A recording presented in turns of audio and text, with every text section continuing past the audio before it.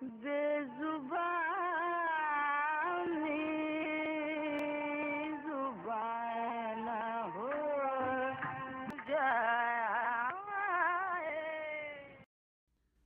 بے زبانی زباں نہ ہو جائے، ملکہ پکراج۔ آپ بیتی۔ ہاؤس بوٹ والے۔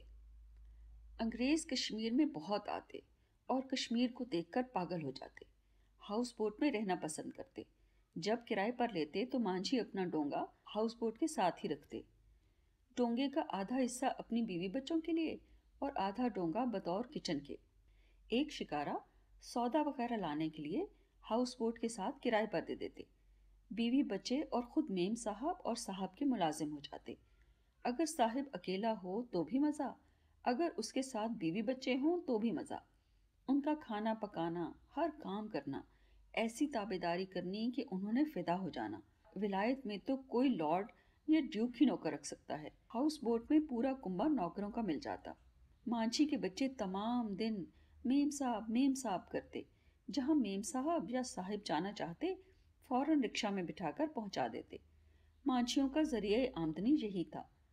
اپنا ذاتی ہاؤس بوٹ پورے سیزن کے لیے کرائے پر دیتے اور پورا سال کرائے کی آمدنی پر گزارا کرتے۔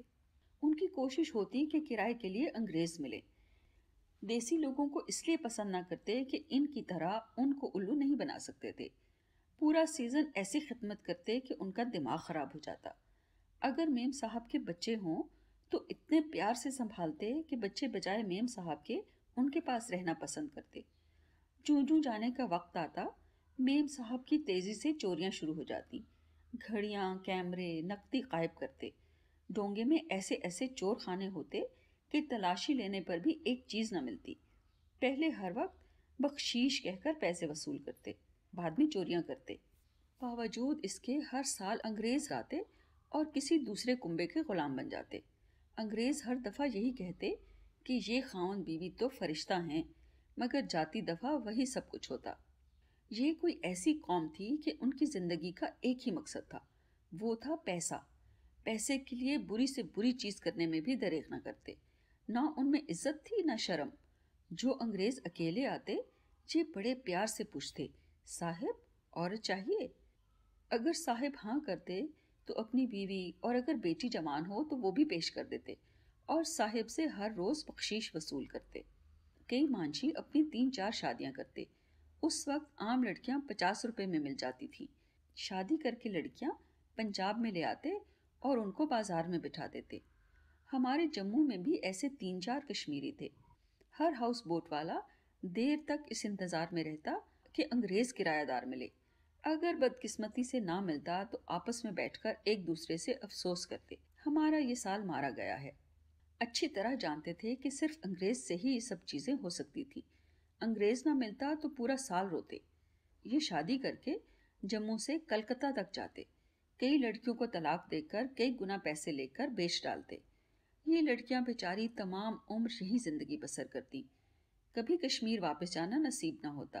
مدراس، کلکتہ، بمبئی میں کشمیری لڑکیاں بہت مہنگی بکتی تھیں، کیونکہ یہاں سب لوگ سیاہ فام ہوتے ہیں۔ کشمیر میں نقش نہ بھی اچھے ہوں تو رنگ تو سرخ و سفید ہوتا ہے۔ جب یہ 4 شادیاں کر کے وہاں جاتے تو 2 لڑکیاں منہ مانگی قیمت پر دوسرے دلال کو طلاق دے کر بیچ دیتے۔ 2 لڑکیاں اپنے پاس رکھ کر ان کو استعمال کرتے۔ دن رات یہی دھندا ہوتا۔ آتی دفعہ ان کو بھی طلاق دے کر بیچ کر کشمیر آ جاتے اور ہاؤس بوٹ بنا کر پیسے کماتے۔ جموں میں بھی اکثر ہر سال ایسی لڑکیاں آتی تھیں۔ شروع میں کئی لڑکیاں سختی سے انکار کر دیتی، ہم جان دے دیں گی مگر یہ کام نہیں کریں گی۔ انہوں نے بھوکا رکھنا، مار پیٹ کرنا، تمام جسم ادھیڑ دینا۔ ہمارے مکان کے سامنے ہی دکانیں تھیں جو ایک کشمیری نے کرائے پر لی تھی۔ ہر 2 سال کے بعد 2 تازی لڑکیاں لاتا تھا جن کی عمر بمشکل 15-16 سال ہوتی۔ پرانی لڑکیوں کو لاہور یا شہروں میں بیچ آتا۔ جب نئی لڑکیاں آتی اسی طرح مار کھاتی۔ پرانی لڑکیاں سمجھاتی، ترغیب دیتی، اگر نافرمانی کرو گی تو تمہارا برا حشر ہوگا، جیسا کہیں ویسا کرو ورنہ کھال ادھیڑ دیں گے۔ ہماری طرف دیکھو، ہم نے بھی انکار کیا تھا، 3 دن فاقے کیے تھے۔ انہوں نے بھوکا پیاسا رکھا، مار کھائی، شور مچایا، فریاد کی، روئیں پیٹی، کوئی مدد کو نہیں آیا۔ किसी के कान पर जू नहीं रेंगी। अगर कोई तरस खाकर मना करता, इतना मत मारो, तो कहता, जाओ अपना काम करो, मेरी बीवी है, जो मर्जी होगी करूंगा, तुम अपने मतलब से मतलब रखो। मेरी बीवी है, ख्वाह जिंदा रखूं या मारूं, तुमको क्या। अगर कोई लड़की भाग जाती तो कश्मीरी फौरन मुकदमा कर देता, अदालत में रोता पीटता, सरकार हमारी बीवी इसने हमसे छीन ली है, हम परदेसी हैं। लड़की बतेरा रोती पीटती, ये हमसे बुरा काम करवाता है, हमें इससे बचाओ। मगर कानून कश्मीरी के हक में होता, अदालत लड़की उसके हवाले कर देती, वो उससे तिगना काम करवाता। नई लड़कियों की कीमत पहले 8 आने, फिर 6 आने, बाद में 4 आने रह जाती। मुकदमा जीतने के बाद लड़की का वो हशर करता कि खुदा की पनाह। हमारे शहर में ज्यादातर उनके पास गोरखा रेजिमेंट के फौजी आते थे। आज भी मुझे इस बात की सख्त हैरानगी होती है। उर्दू बाजार में बहुत से मुसलमान ही रहते थे। तमाम लीडर साहिबान सबसे बढ़ चढ़ कर बातें बनाते। कौम के ठेकेदार आस पास ही रहते थे और उनके सामने ही इन लड़कियों पर जुल्म तशद्दुद होता, उनको बुरा काम करने पर मजबूर किया जाता। लड़कियों की दिन रात रोने की आवाजें आती। मेरे खुदाया क्या होगा, मगर इनकी कोई आवाज न सुनता, कोई मदद न करता। अगर हिम्मत करके किसी के साथ भागती, अदालत में कोई उनके साथ न जाता, बल्कि कश्मीरी से पैसे लेकर ये गवाही देता कि ये इसकी मनकूहा बीवी है। इन मजलूम लड़कियों की ना कूक ना फरियाद, वो जिंदा लाशें बन जाती। साल 2 साल के बाद तपे दिक हो जाता। कश्मीरी कश्मीर जाकर बड़ी बड़ी पगड़ियां बांधकर शरीफ बन जाते। कश्मीर के इज्जतदार लोग उनको अच्छा नहीं समझते थे, मगर पैसे में इतनी ताकत होती है कि वो आहिस्ता आहिस्ता लैंडलॉर्ड बन जाते। ये नामुराद मासूम लड़कियों के साथ वहशियाना सलूक करके जो पैसा जमा करते, उससे खूब इज्जत वाले बन जाते। इन लड़कियों के गाहक भंगी, चमार, गोरखे या गांव के लोग होते। किसी को टीबी, किसी को आच्छक या और कई बीमारियां लग जाती। आहिस्ता आहिस्ता सिगरेट शराब की भी आदत पड़ जाती। इन सब मासूमों का यही हशर होता। मुसलमानों के लिए बड़े शर्म की बात थी, ये धंधा सिर्फ मुसलमानों का ही था। दुशहरा। दुशहरे के दरबार पर भी बहुत रौनक होती। पूरा महीना शाम को रामलीला होती। पूरा किस्सा राम, लक्ष्मण, सीता और रावण का दोहराया जाता। मुसलमान ड्रामा समझकर देखते, हिंदू मजहबी तौर पर शामिल होते। बड़े बड़े अच्छे भजन गाए जाते, उनकी धुनें खूबसूरत और अच्छे रागों में होती। मालूम होता उनकी बंदिशें बड़े बड़े उस्तादों की बनाई हुई हैं। पूरा रामायण ड्रामे की तरह दिखाते। बाजार में गाड़ियों पर स्टेज बनाकर राम, सीता, रावण, रावण की बहन स्वरूप खूबसूरत ड्रेस पहनाकर कई गाड़ियां गुजारते। कई गाड़ियों पर गाना बजाना भी होता। तमाम रामायण की शुरू से आखिर तक कहानी सुनाते। अच्छे ड्रेस, महारानियां, महाराजे, उनके जवाब सवाल, बिल्कुल थिएटर की तरह दिखाया जाता। बहुत बड़ी ग्राउंड जो शहर के नजदीक थी, उसमें हाथी से भी बड़े 3 ढांचे बनने शुरू हो जाते। रावण का सबसे बड़ा, 2 उससे छोटे, बांस की बारीक लकड़ियां काटकर रस्सियों से बांधकर जमीन से 15-20 फुट ऊंचा ढांचा। हाथ पांव सर बनाकर दारूग्रास उसमें आतिशबाजी भरना शुरू कर देते। रावण के 10 मुंह होते थे। एक मोहल्ला, जिसको दारूगरों का मोहल्ला कहते थे, ये सिर्फ आतिशबाजी का काम ही करते। ये ढांचे कई आदमियों की दिन रात की मेहनत से 1.5-2 महीने में तैयार होते। काफी पैसा खर्च किया जाता। जब सब हॉल आतिशबाजी से भर जाते, तो फिर खूबसूरत रंग बिरंगे कागजों के कपड़े पहनाए जाते। कपड़े पहनाने में भी खासा वक्त लगता। कागजों को इन लकड़ियों पर गोंद से चिपकाना पड़ता।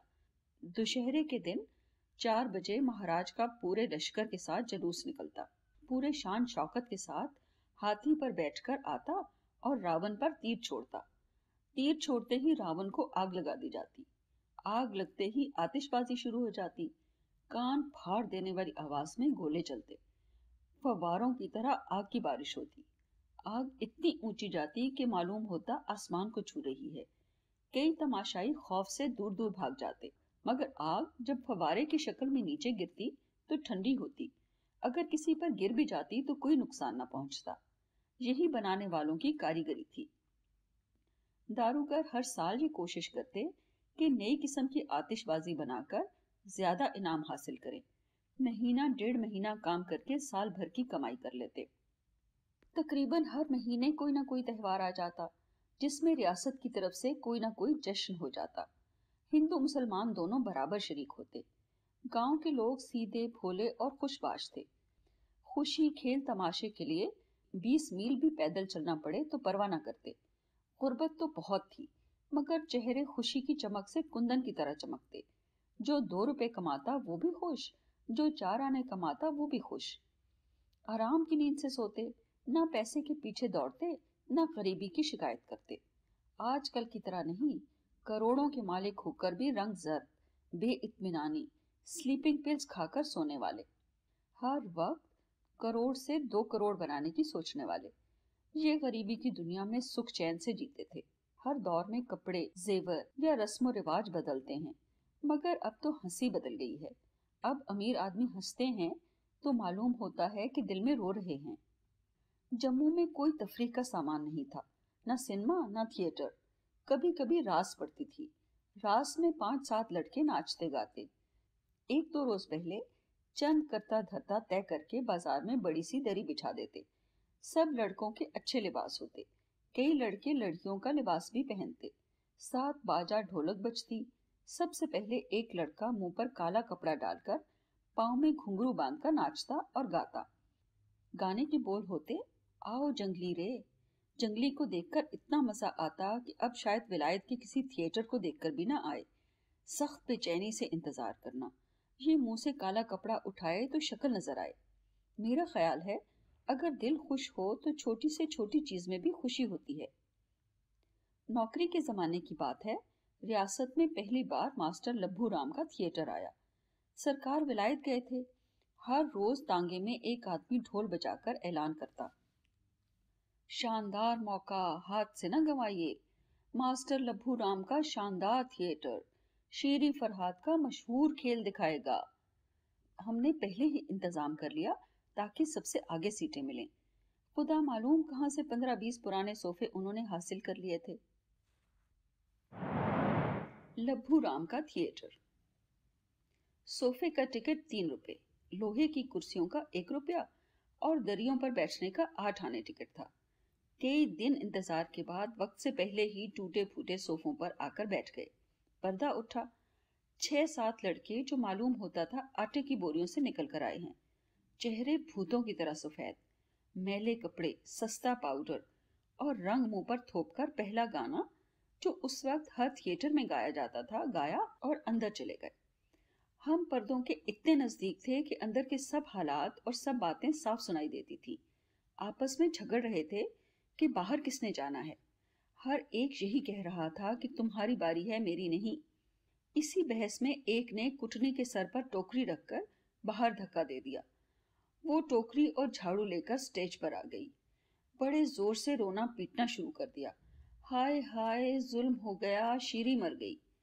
شیری فرہاد کے کھیل میں بادشاہ خود کٹنی کو بھیجتا ہے تاکہ وہ یقین دلا دے کہ شیری مر گئی ہے۔ فرہاد یا تو خودکشی کر لے یا ملک چھوڑ دے۔ کٹنی کے آنے سے سب کھیل ہی ختم ہو گیا، پردہ گرا دیا گیا۔ ماسٹر لبھو رام نے سٹیج پر آ کر معذرت کی۔ غلطی سے کٹنی پہلے آ گئی، اب نئے سرے سے کھیل شروع ہوتا ہے۔ آہستہ آہستہ پردہ اٹھنا شروع ہوا۔ ایران کا بادشاہ خسرو باجے والوں جیسی وردی پہن کر بڑے غرور اور غصے میں کرسی پر بیٹھا ہے۔ سامنے گلے سے ننگا پھاوڑا لیے فرہاد کھڑا ہے۔ پردہ ابھی اٹھ ہی رہا تھا کہ بادشاہ بڑے روب سے بولا، کیا نہیں جانتے کہ میں کون ہوں؟ میں ایران کا ابھی اس کے منہ سے با ہی نکلا تھا کہ پردہ ٹوٹ کر بادشاہ کی کرسی پر پڑا۔ بادشاہ بے ہوش ہو کر نیچے گر گیا۔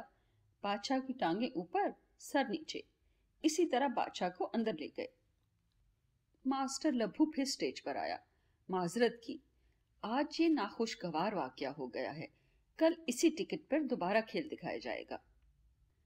کشمیر کے سیزن میں ہر سال 5-7 گانے والیاں آ جاتی، یہ سوچ کر کہ گرمیوں کا موسم آرام سے گزرے گا اور جو لوگ بمبئی، مدراس، کلکتہ، مارواڑ، بہار سے سیر کے لیے آتے ہیں ان سے خاصی آمدنی ہوگی۔ بڑے بڑے سیٹھ، راجے، نواب، زمینداروں سے واقفیت ہوگی۔ ریاست میں اور تو کوئی تفریح کا سامان نہیں تھا۔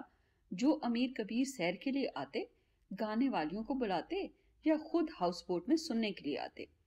اچھے امیر آدمیوں سے ملاقات ہو جاتی۔ ہر گانے والی کسی نہ کسی دن میرے پاس ضرور آتی۔ ہماری سفارش کرو، تم ہماری بیٹی ہو، ہمیں شوق ہے، ہمیں بھی حاضری ہو جائے۔ مجھے خود بھی گانا سننے کا شوق ہوتا، نئی گانے والیوں کو سن کر مزہ آتا۔ میری بھی سوائے سرکار کے محل کے اور کوئی تفریح نہ تھی۔ اپنا گھر یا گھر سے محل، وہی 15-20 آدمیوں کی شکلیں، ہر روز ایک ہی روٹین۔ اس لیے میری بھی یہی کوشش ہوتی کہ اچھی ہوں یا بری، سرکار ضرور بلائیں۔ جس وقت سرکار کی کرسی کے پاس بیٹھتی، یہی تمہید باندھتی، سنا ہے بہت اچھی گانے والی آئی ہیں۔ انہوں نے فوراً پوچھنا، تو وہاں گئی تھی؟ جواب دیتی، میرے ساتھ زندے کہتے ہیں۔ کیا کہتے ہیں؟ یہی کہ بہت اچھا گاتی ہیں۔ بلا تو لیں، مگر اچھی نہ ہوئی تو پھر استادوں کی کیا سزا ہوگی؟ میں نے ڈر کر کہنا، ایسی بات بھی نہیں کہ آسمان سے تارے توڑ کر لاتی ہیں، یہ تھوڑا ہے کہ وہ خود ہی باہر سے آئی ہوئی ہیں، ہم بیٹھے بٹھائے گانا سن سکتے ہیں۔ تو مذاق سے کہتے، تیرا مطلب ہے کہ میرے پاس اتنا فضول وقت ہے کہ میں ٹرائی کرتا رہوں؟ میں نے برا سا منہ بنا کر کہہ دینا، دفع کرو، اچھی ہیں یا بری مت سنیے۔ دوسرے روز جاتی تو وہاں سب موجود ہوتی، اچھی رونق ہو جاتی۔ ایک کشمیری عورت تھی جس کا نام کلی تھا۔ جس وقت اپنی جوانی ختم ہو گئی تو اس نے 2 چھوٹی چھوٹی لڑکیاں خریدی اور لاہور چلی گئی۔ ایک لڑکی کا نام ننی، دوسری کا منی رکھا۔ جو کچھ خود کماتی، استادوں کو کھلا پلا کر ان کو گانا سکھواتی۔ جب لڑکیاں جوان ہو گئیں تو کشمیر آ گئی۔ گانا تو برائے نام تھا، مگر منی کی شکل بڑی پیاری تھی۔ ننی کی شکل بالکل سفید چوہیا کی طرح تھی۔ لاہور رہنے کی وجہ سے اردو اچھا بول لیتی تھی۔ آہستہ آہستہ اپنا ہاؤس بوٹ بنا لیا، مستقل کشمیر رہائش کر لی۔ سرکار نے گانے کے لیے بلایا۔ سرکار کا ایک اے ڈی سی کشن سنگھ، جو مہاراج جودھ پور کا قریبی رشتہ دار تھا، یہ اور اس کے 2 بھانجے پولو کے مشہور کھلاڑی تھے۔ سرکار نے اسی وجہ سے ملازم رکھا تھا۔ مہاراج کشن سنگھ کی عمر 60 سال کے قریب تھی۔ یہ تینوں نہایت خوبصورت جودھ پور کی رنگی ہوئی پگڑیاں باندھتے۔ تمام راجپوتانے میں پگڑی باندھنے کا طریقہ خوبصورت اور ڈیزائن چنری کی طرح بڑی محنت سے بنتا ہے۔ جے پور، جودھ پور، رادھن پور خاص مشہور ہیں۔ کشن سنگھ شریف اور سنجیدہ قسم کے آدمی تھے۔ سرکار نے منی کو ان کی کرسی کے پاس بٹھا دیا۔ سن چکے تھے کہ یہ کشمیر کی ہیں۔ منی کی عمر بمشکل 17-18 کی ہوگی۔ کرسی کے پاس بیٹھی۔ کشن سنگھ شرمائے، سخت چھینپے، پسینہ پسینہ ہو گئے۔ دونوں بھتیجے بھی سامنے بیٹھے تھے۔ سرکار کو اس بات کا اتنا مزہ آیا کہ دوسرے روز بھی ان کو بلا لیا۔ منی کو 300 روپے پر ملازم رکھ لیا۔ منی کو پوری طرح سمجھا دیا کہ ہمیشہ کشن سنگھ کے ساتھ رہا کرو۔ منی پوری طرح حکم نبھاتی، جہاں وہ بیٹھتے وہیں پہنچ جاتی، میٹھی میٹھی باتیں کرتی۔ 10-15 دن کے بعد ہی مذاق میں بری طرح منی کے عشق میں دیوانے ہو گئے۔ یہ 60 سال کے اور وہ 18 کی۔ صاف نظر آتا کہ عشق میں پاگل ہو گئے تھے۔ میں نے جس وقت سرکار کے پاس بیٹھنا تو انہوں نے کہنا، دیکھو بڈھا کیسے پیار سے منی کی طرف دیکھ رہا ہے، کیسی نظریں بنا رہا ہے، کیسا رنگ لال ہو گیا ہے۔ سرکار کو اچھا بھلا شغل مل گیا، رونق بڑھ گئی۔ میرا وقت بھی ان کو دیکھتے ہی گزرتا، کس طرح باتیں کرتا ہے، کس طرح منہ بناتا ہے، کیسے پیار بھری نظروں سے اس کی طرف دیکھتا ہے۔ نہ تو اب اسے شرم آتی، نہ کسی کی پرواہ کرتا، بڑے پیار اور فخر کے ساتھ دنیا سے بے خبر ہو کر باتیں کرتا۔ اب کچھ دکھائی نہ دیتا۔ جوان بھتیجے سامنے بیٹھے رہتے، بلکہ وہ شرماتے کہ چچا صاحب کیا حرکتیں کرتے ہیں۔ مگر کشن سنگھ کو اب کسی کی پرواہ نہ تھی۔ کوئی کیا کہے گا، معلوم ہوتا جیسے اپنے ہوش و حواس کھو بیٹھے ہیں۔ 2-3 مہینے یہی شغل رہا۔ سرکار کا اس شغل سے دل بھر گیا۔ منی کو گانا تو صفر آتا تھا۔ 5-6 مہینے کے بعد نوکری سے چھٹی کر دی۔ خدا معلوم کشن سنگھ کے عشق کا کیا ہوا، شاید چوری چھپے ملتا ہو۔ ویسے سب کی بیویاں بھی ساتھ تھیں۔ ان کا لباس پشواز، چولی اور 3.5 گز کا چنری کا دوپٹہ، نہایت خوبصورت رنگ، اونچے لمبے قد، سڈول جسم، خوبصورت نقش نگار۔ किशन सिंह की बीवी गो अच्छी उम्र की थी मगर बहुत खूबसूरत। राजपूताने की औरतें बहुत खूबसूरत होती हैं। फिर ये तो शाही खानदान से थी। उनकी औरतें एक से बढ़कर एक थी। मुझे पता नहीं इश्क का क्या बना। भतीजों को सब हालात का इल्म था। काफी बेजार थे। हो सकता है दबाव डालकर कंट्रोल कर लिया हो।